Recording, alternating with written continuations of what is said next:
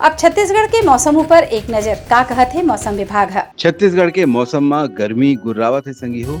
काली प्रदेश के कोनो कोनो स्थान में हल्का बूंदाबांदी हो रही ऐसन खबर है। सुन के थोकिन जुड़ लगी काबर की प्रदेश के जम्मू संभाग कटकटली सुखा हवे। छत्तीसगढ़ भर में रायगढ़ संभाग में गर्मी सबले ज्यादा लाहो लेवत है। काली ओखर तापमान 41.40 डिग्री सेंटीग्रेड तक पहुंच गई रही। डुमर बहार जसपुर कोती सूरज देवता अपन अखिला थोकिन मुंदे रही और वहाँ छत्तीसगढ़ के न्यूनतम तापमान 19.1 डिग्री सेंटीग्रेड बने रही। मौसम विभाग के तो कहेबर यू है कि आजो कहीं कहीं प्रदेश में पानी गिर सकत है। त कमेंट बॉक्स में बताओ कहाँ कहाँ गिरे है पानी है।